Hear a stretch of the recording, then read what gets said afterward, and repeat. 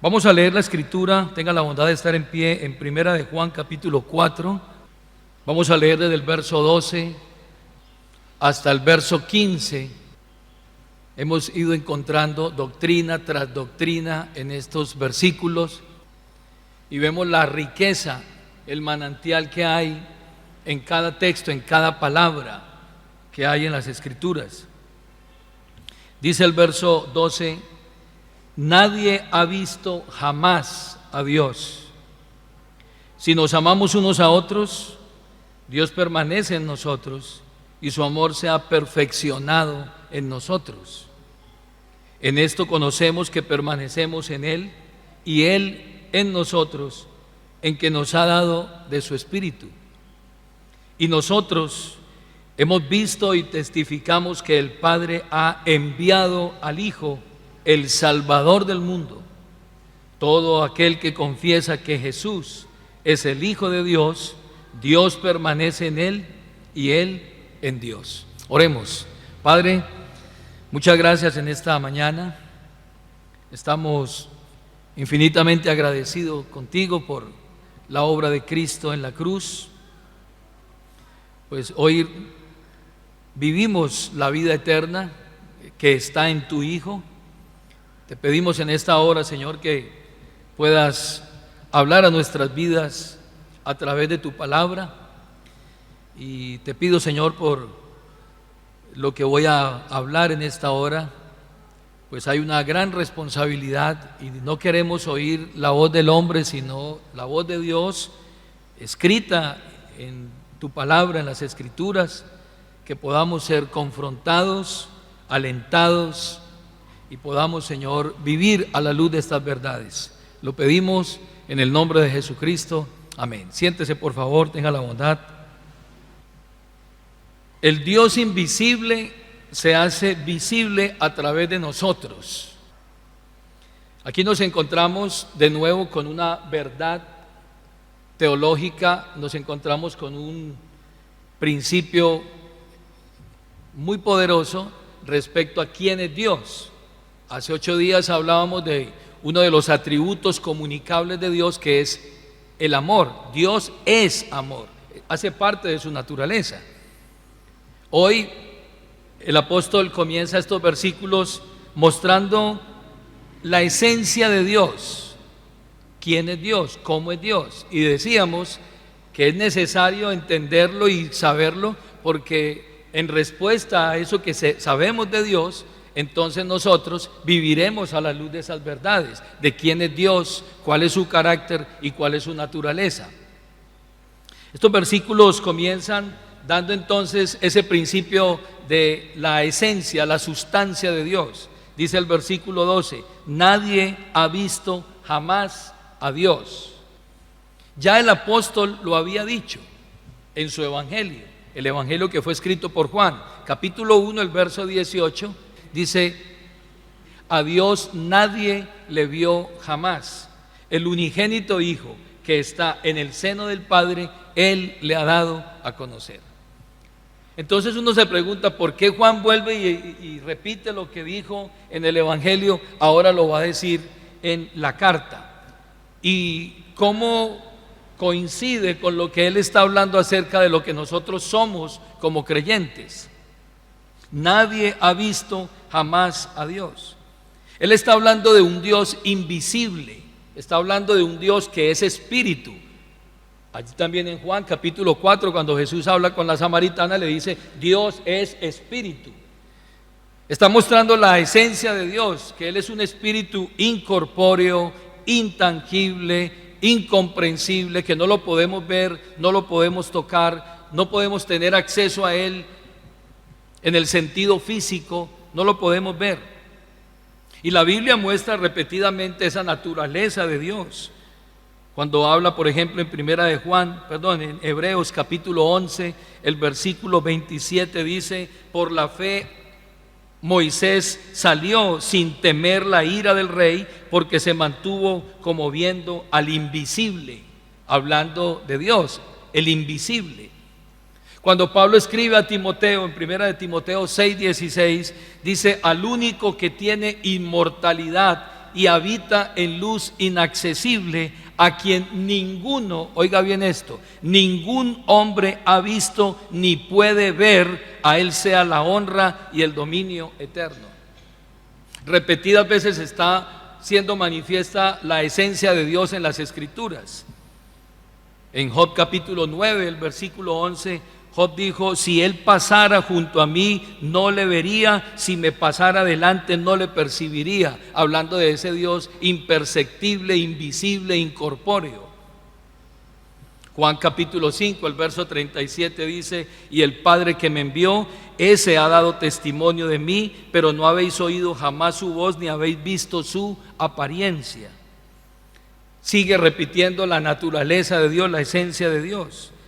Y en Romanos capítulo 1, el verso 20 dice: porque las cosas invisibles de Dios, su eterno poder y su deidad, se hacen claramente visibles desde la creación, de modo que el hombre no tiene excusa. Si usted nota, cada uno de esos versículos está mostrando la esencia de un Dios que es espíritu, un Dios que es incorpóreo, un Dios que es invisible, el invisible. La pregunta que surge entonces en esta mañana: ¿cómo podemos nosotros acercarnos a un Dios invisible, incorpóreo, intangible, que es imperceptible al ojo humano, a los sentidos humanos? Pues es un espíritu que habita en todo lugar, pero nosotros no lo vemos. ¿Cómo se puede acercar uno a ese Dios? Por eso Juan comienza su carta diciendo: nadie ha visto jamás a Dios, nadie ha visto a Dios. Pero Dios, en su misericordia y en su bondad, decidió revelarse a los hombres, darse a conocer, y lo ha hecho de múltiples formas. Una de ellas fue a través de la creación. La Biblia dice: los cielos cuentan la gloria de Dios y el firmamento anuncia la obra de sus manos. Romanos 1:20 dice: porque las cosas invisibles de Dios, su eterno poder y su deidad, se hacen claramente visibles desde la creación, a través de las cosas hechas, de modo que el hombre no tiene excusa. Dios se ha revelado a través de la creación, se llama la revelación general. Dios se reveló a través de los profetas. Dice Hebreos 1:1 que Dios, habiendo hablado muchas veces y de muchas maneras a los padres por los profetas, en estos postreros días nos ha hablado por el Hijo, a quien constituyó heredero de todas las cosas y por quien asimismo hizo el universo. Él se ha revelado a través de profetas, a través de figuras, a través de la creación, pero finalmente Él se reveló a través de su revelación más gloriosa, que es la revelación de su Hijo Jesucristo, el Hijo eterno de Dios. Y quiero invitarle para que vuelva allí a Juan capítulo 1, el versículo 18, y encontramos entonces la máxima revelación de Dios, del Dios invisible. Dice el versículo 18: a Dios nadie le vio jamás. El unigénito Hijo que está en el seno del Padre, Él le ha dado a conocer. El Dios invisible entonces se hace visible en Cristo, el Hijo unigénito de Dios. Si alguien entonces quiere conocer a Dios, tendrá que mirar a Cristo. Matthew Henry, en su comentario, dice: si quieres conocer a Dios, mira a Cristo. Él revela verdaderamente al Dios invisible y comparte todos sus atributos, pues Él mismo, Cristo, es Dios. Él habita con el Padre. Cuando Pablo escribe a los Corintios, él dice, inspirado por el Espíritu Santo, el apóstol muestra entonces que ese Cristo que habitaba en la eternidad es quien nos revela la sustancia, el carácter, la persona del Padre, que es totalmente invisible e imperceptible para nosotros, cosa que el mundo no puede hacer.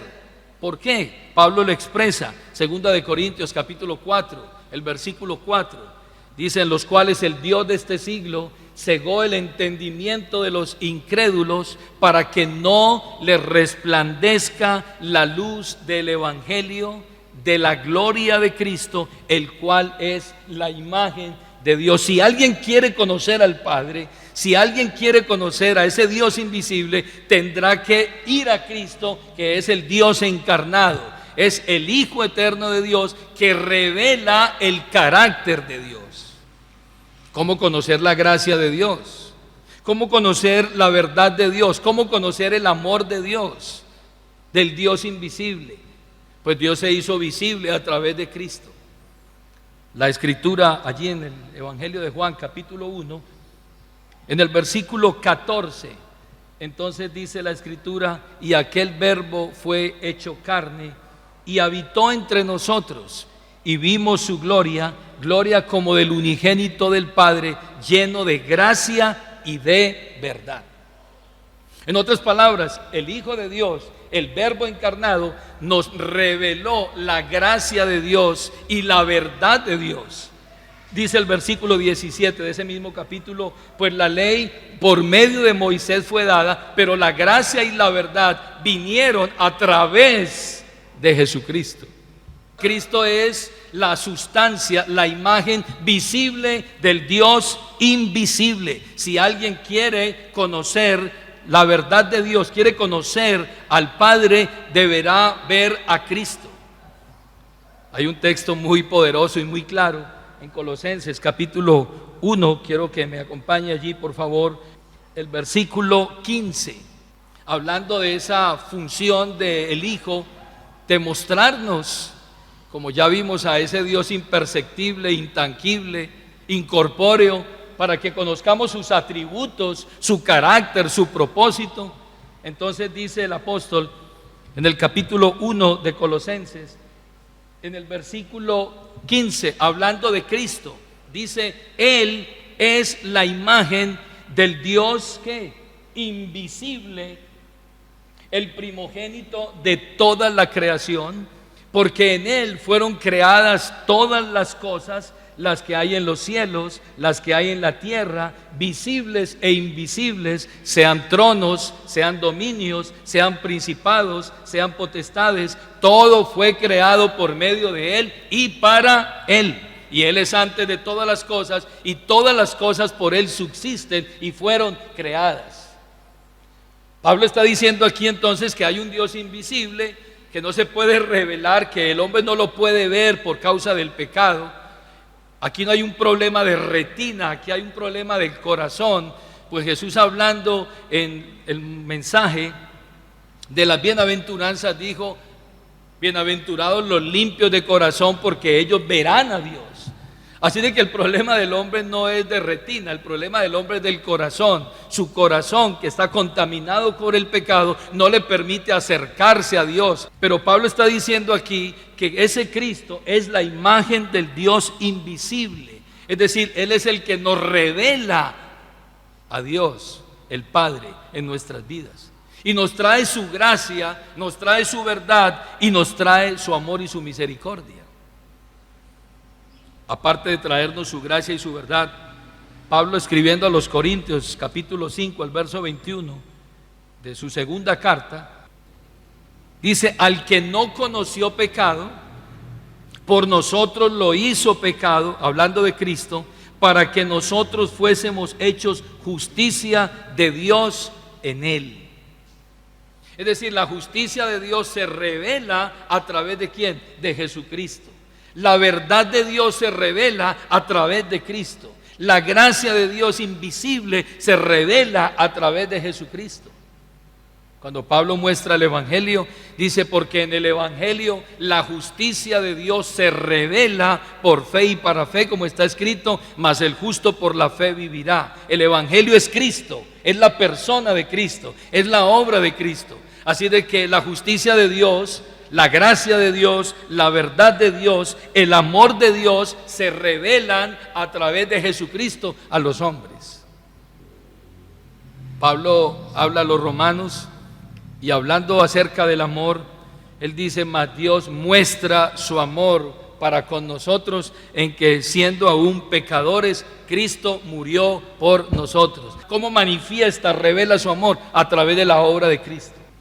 Mas Dios muestra, revela, da a conocer su amor en que, siendo nosotros pecadores, Cristo murió por nosotros. Ese justo murió por los injustos para llevarnos a Dios.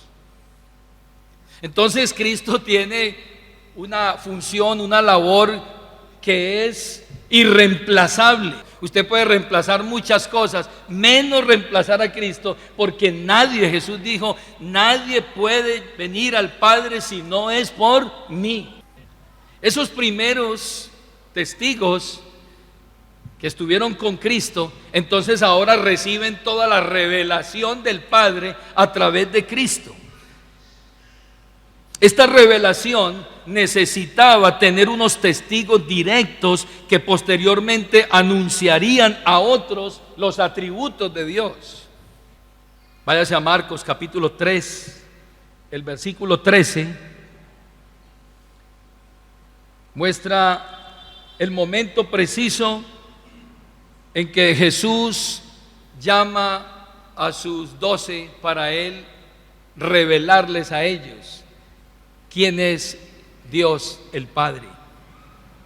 Marcos 3:13 dice la Biblia: después subió al monte y llamó así a los que él quiso, y vinieron a él, y estableció a 12 para que estuviesen con él y para enviarlos a predicar.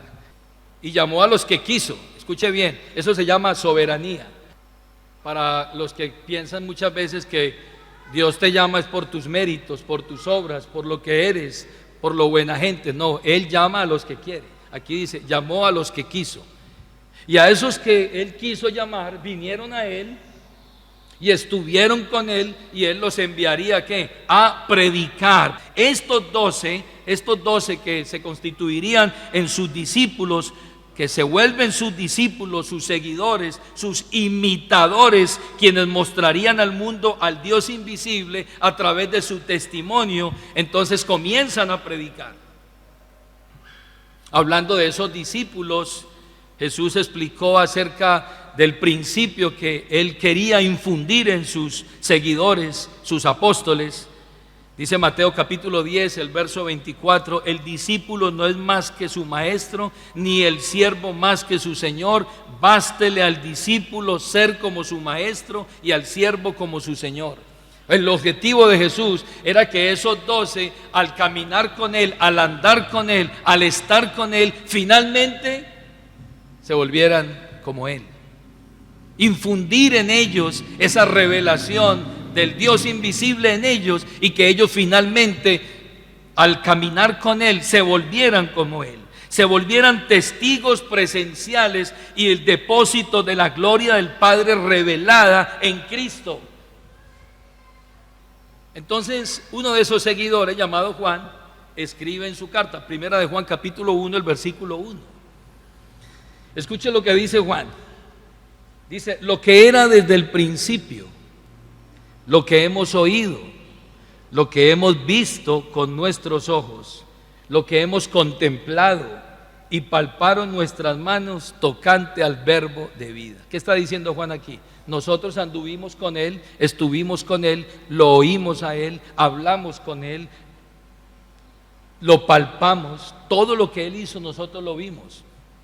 Verso 2, porque la vida fue manifestada y la hemos visto y testificamos y os anunciamos la vida eterna, la cual estaba con el Padre y se nos ¿qué? Se nos manifestó. ¿A través de quién? De Cristo.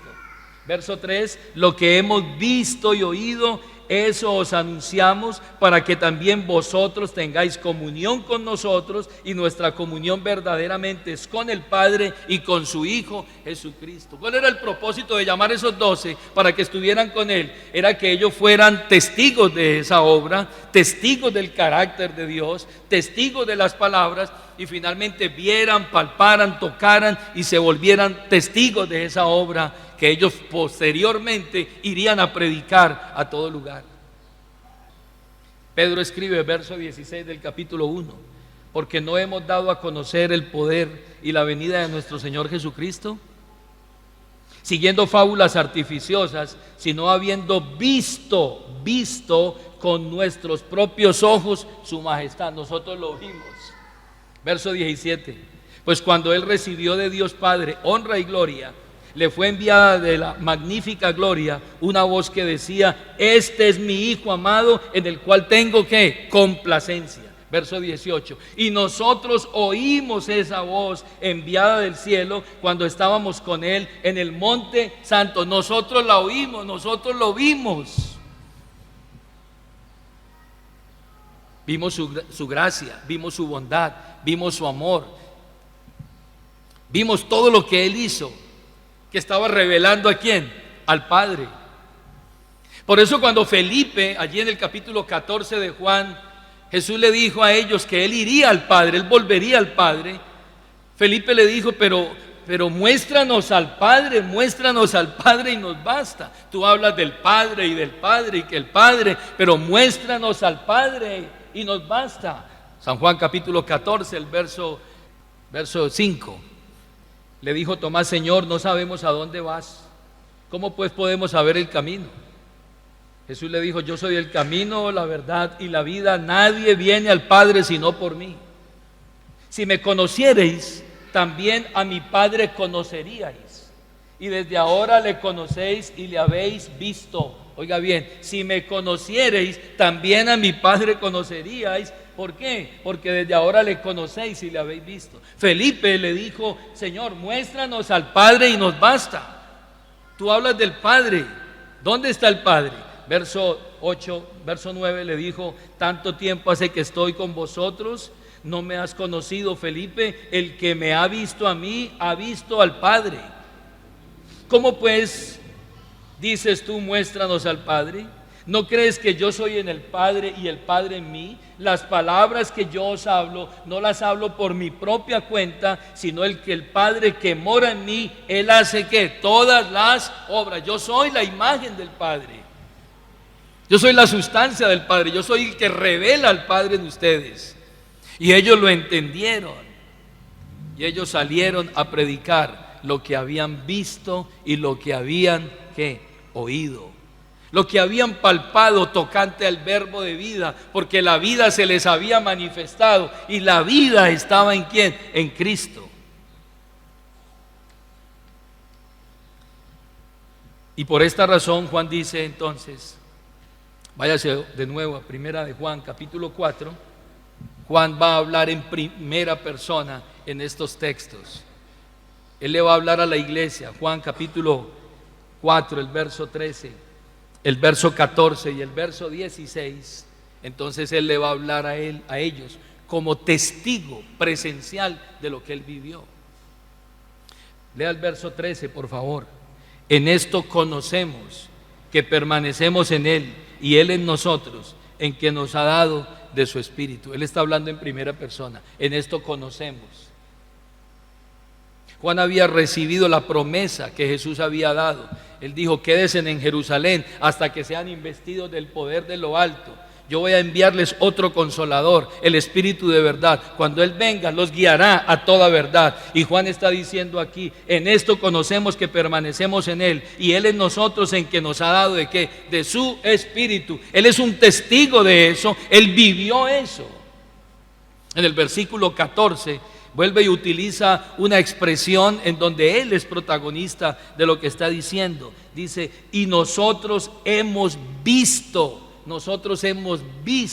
y testificamos que el Padre ha enviado al Hijo, el Salvador del mundo. Nosotros lo vimos, nosotros lo palpamos y por eso testificamos. Uno no puede ser testigo de algo que no ha visto.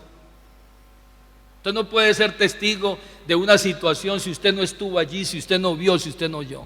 Pero Juan lo que está diciendo aquí en el versículo 14 dice: nosotros hemos visto y testificado que el Padre ha enviado a su Hijo. Y en el verso 16 dice: y nosotros hemos conocido y creído el amor que Dios tiene para con nosotros. Dios es amor, y el que permanece en amor permanece en Dios y Dios en él. Nosotros hemos visto, nosotros testificamos, nosotros conocemos, nosotros hemos creído en eso que hemos vivido y de lo cual hemos sido ¿qué? Hechos testigos. Ese es el propósito. ¿Quién calla a un hombre de esos? que ha visto, oído, palpado y que ha sido parte de eso. ¿Quién los calla? Nadie. Intentaron callarlos y les dijeron allí en el libro de los Hechos: no van a predicar más en ese nombre. Si ustedes predican, los vamos a meter a la cárcel, les vamos a dar una paliza para que dejen de hablar en ese nombre, y les queda prohibido hablar en ese nombre. Y ellos dijeron: no podemos dejar de hablar lo que hemos visto y oído. Es necesario obedecer primero a Dios antes que a los hombres. Un testigo de esa obra, hermanos, una persona que ha sido testigo del poder de Dios. Y si usted lee la historia, entonces esos hombres murieron siendo testigos de Dios. Unos fueron apedreados, otros fueron muertos a espada, otros fueron aserrados, otros fueron decapitados, otros fueron tirados al aceite caliente hirviendo, como Juan, que finalmente muere en el exilio, y otras cosas. Pero esa gente es imposible callarles la boca. Pero ahora nosotros somos quienes muestran al mundo al Dios invisible a través de la obra de Cristo. Ya Cristo no está, los apóstoles tampoco. Entonces pregunto, y volviendo allí al texto en estudio, versículo 12: nadie ha visto jamás a Dios. Entonces la pregunta es: entonces ¿quién va a mostrar a Dios hoy? Su gracia, su amor, su verdad, su justicia, su poder, su misericordia, todo lo que es Dios, entonces quedará oculto, quedará allí encerrado. Ahora nosotros somos quienes muestran al mundo al Dios invisible a través de la obra de Cristo en nosotros. Ahora los encargados de mostrar a ese Dios somos nosotros. El mundo conocerá hoy el amor del Padre a través de nosotros. Váyase allí al verso 12 del capítulo 4 de Primera de Juan. Dice: nadie ha visto jamás a Dios. Pero agrega: si nos amamos unos a otros, Dios permanece en ustedes, en nosotros, y su amor se ha perfeccionado en nosotros.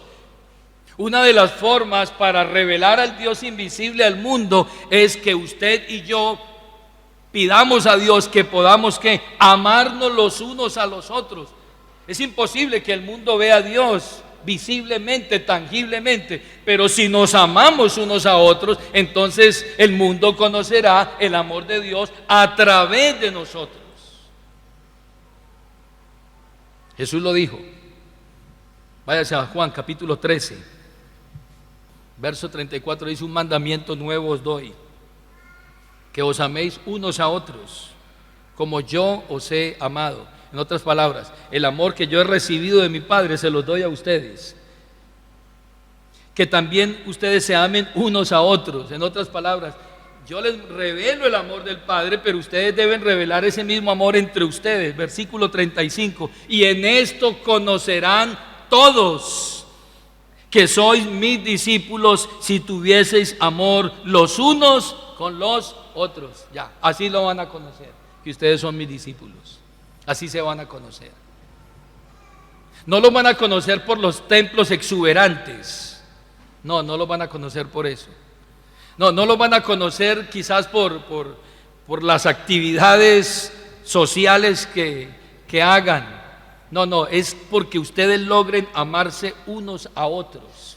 Que ustedes tengan ese amor que veíamos hace 8 días, el amor sacrificial entre ustedes. Y si ustedes logran amarse unos a otros, entonces el mundo sabrá que ustedes son mis discípulos, que yo me manifiesto en ustedes. La iglesia entendió perfectamente eso. Hechos capítulo 2, verso 43: y sobrevino temor a toda persona, y muchas maravillas y señales eran hechas por los apóstoles. Todos los que habían creído estaban juntos y tenían en común todas las cosas. ¿Cómo se llama eso? Amor sacrificial. Nadie se sobreponía sobre el otro. Verso 45: vendían sus propiedades y sus bienes y los repartían a todos según la necesidad de cada uno. Perseveraban unánimes en un mismo espíritu. Unánime viene de ánima, de un mismo espíritu. Cada día en el templo, partiendo el pan en las casas, comían juntos con alegría y sencillez de corazón, alabando a Dios y teniendo favor con todo el pueblo. Y dice, y el Señor añadía cada día a la iglesia los que habían de ser, ¿qué? Salvos. Entonces Jesús les dice, si ustedes se aman, será el mejor método evangelístico para que puedan atraer a otros y ellos puedan entender que ustedes son mis discípulos y que yo habito ¿en dónde? En medio de ustedes. Conocerá la justicia de Dios a través de nosotros. Conocerá la verdad de Dios a través de nosotros. Si hablamos verdad o no hablamos verdad. Vuelva allí a 1 de Juan capítulo 4 para que miremos esa última parte en donde Juan muestra entonces en el verso 15. Todo aquel que confiesa que Jesús es el Hijo de Dios, ahora está hablando no de ellos, sino que le está diciendo a la iglesia, todo aquel que confiesa que Jesús es el Hijo de Dios, Dios permanece en él y él en Dios. Entonces el mundo no solamente va a conocer el amor de Dios a través de nosotros, sino que va a conocer quién es el Hijo a través de nosotros, de la predicación del Evangelio, de la enseñanza a otros discípulos que vamos a dar a conocer el mensaje. Entonces Juan dice, todo aquel que confiesa que Jesús es el Hijo de Dios, Dios permanece en él y él en Dios. Es la confirmación de que ustedes son de Dios, nacidos de Dios, están y permanecen en Dios. ¿Por qué Juan escribe esto?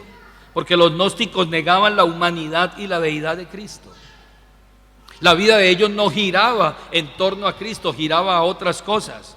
Confesar que Jesús es el Hijo de Dios era un repudio a esas posiciones falsas, doctrinales, y una aceptación de esta verdad del Evangelio era confirmar esa verdad que usted encuentra en la Biblia y en el propósito divino del Padre para salvar al mundo. ¿A través de quién? De su Hijo Jesucristo.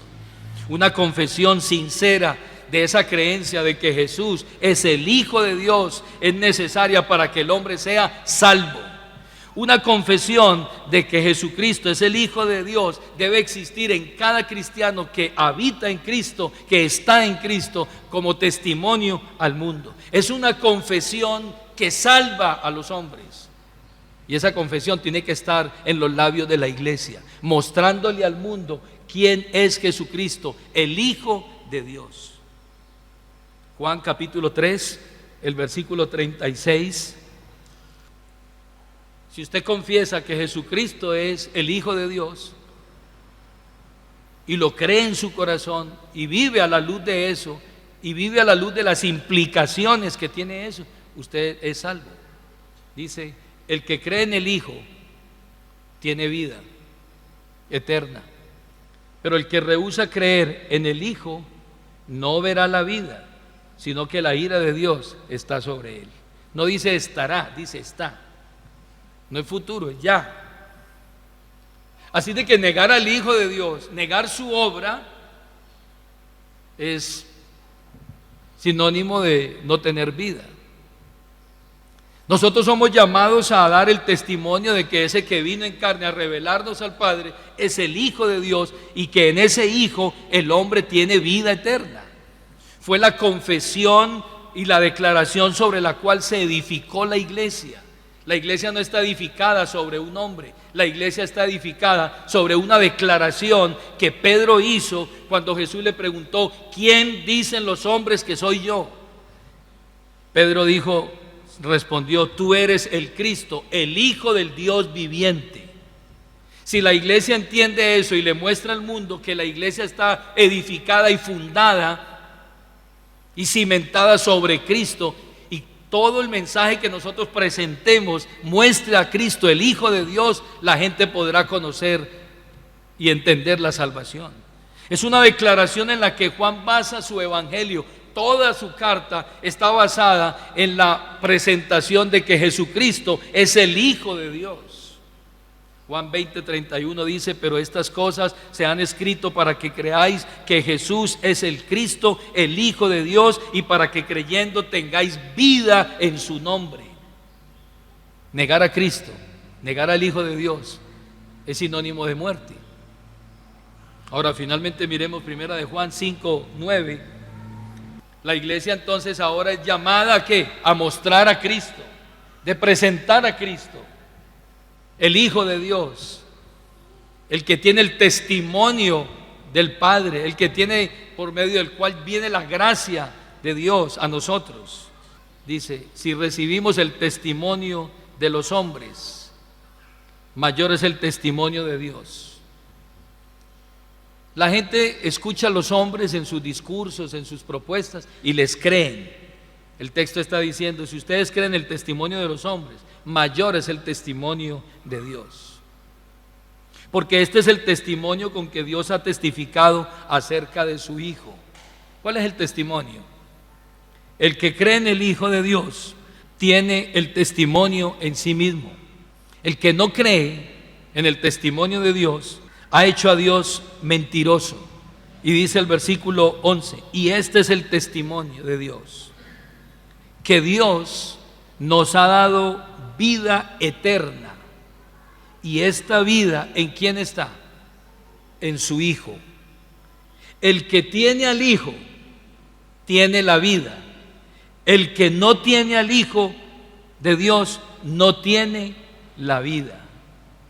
Juan dice, ese es el testimonio que ustedes van a dar, es el testimonio de Dios el Padre. Él testificó acerca del Hijo y dijo, este es mi Hijo amado en quien tengo toda mi complacencia, a Él oíd, óiganlo a Él.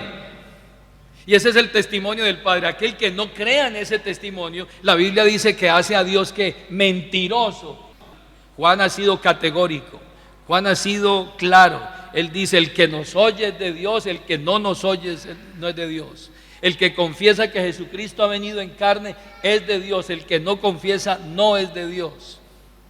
El que ama a su hermano es de Dios, el que no ama no es de Dios porque no ha conocido a Dios, porque Dios es amor. Y ahora dice la Biblia, el que cree en el testimonio del Hijo, del Padre, tiene vida eterna, y el que no cree no tiene vida eterna. Ese es el mensaje que la iglesia va a mostrar entonces al mundo. Concluyamos en esta mañana diciendo un par de cosas, hermanos. A los creyentes está el amor entre nosotros, mostrando al mundo que somos discípulos, imitadores de Cristo. Estamos nosotros reflejando ese amor del Padre a través de lo que nosotros estamos viviendo cotidianamente en la iglesia, conociendo la necesidad, conociendo a nuestros hermanos y amándolos fraternalmente. Estamos predicando a Cristo como el Hijo de Dios, como la única fuente de vida eterna al mundo. Y a los amigos en esta mañana que están aquí, que han venido a esta reunión, a los no creyentes, yo quiero invitarles para que ustedes reflexionen hoy respecto a la persona de Cristo. Y quiero preguntarles a todos, a los jóvenes, a las personas que han venido, y de pronto algunos que han venido escuchando hace mucho tiempo acerca de este mensaje: ¿has creído en el testimonio de Dios acerca de su Hijo? ¿O has ignorado su testimonio haciendo a Dios mentiroso? ¿Seguirás insistiendo en tu vida de espaldas a Cristo? ¿Seguirás aplazando y procrastinando tu decisión de reconocer a Cristo como Señor y único Salvador de tu vida? ¿Has creído en el Hijo de Dios para evitar la ira de Dios y recibir vida eterna? ¿Lo has hecho? ¿Estás consciente de qué puede ocurrir si hoy pasas a la eternidad sin reconocer al Hijo de Dios, al que trae salvación y vida eterna? ¿Eres consciente de eso? Si no lo eres, hoy la palabra de Dios te dice, debes reconocer a Cristo como único y suficiente Señor y Salvador, como el Cristo, el Hijo de Dios, y tendrás que vida eterna y vida en su nombre. Que estemos en pie en esta preciosa mañana. Tenga la bondad. Y como lo decíamos hace una semana, Dios le ha puesto a alguien para que le muestre su amor, su bondad. Y yo creo que la mejor forma de manifestar el amor a una persona es predicándole a Cristo. Muéstrele al Hijo de Dios. No cierre su boca frente a la necesidad que hay. Predíquele a Cristo, muéstrele a Cristo. Será cual semilla que cae en un corazón, en un terreno, y será Dios el que hace que esa semilla produzca para vida eterna o para condenación eterna. Oremos. Padre, te damos gracias por revelarte a través de Jesucristo. Tú que habitas en luz inaccesible, al que ninguno de los hombres ha visto ni puede ver, pero que en tu misericordia te revelaste a nosotros a través de tu Hijo Jesucristo. Y es a través de tu Hijo que nosotros hoy conocemos tu justicia, tu amor, tu misericordia, tu gracia y tu bondad. Y la hemos recibido y somos testigos de ello. Y hoy, Señor, tenemos una misión, y es mostrar a otros el amor de Dios que ha sido derramado en nuestros corazones, pero también mostrar quién es Cristo, el Hijo de Dios, que puedan conocerte, puedan reconocerte como nuestro soberano, y que puedan reconocer a tu Hijo también como el Salvador y el Señor. Tu palabra dice: y en esto consiste la vida eterna, en que te conozcan a ti, el único Dios verdadero, y a Jesucristo, a quien has enviado. Oramos por aquellos que aún no han decidido, no han tomado esa determinación de reconocer al Hijo de Dios, que puedan hoy recibir vida eterna y vida espiritual en el nombre de Jesucristo. Gracias, Padre, por esta palabra. Lo pedimos en el nombre de Jesucristo. Amén. Siéntese, por favor.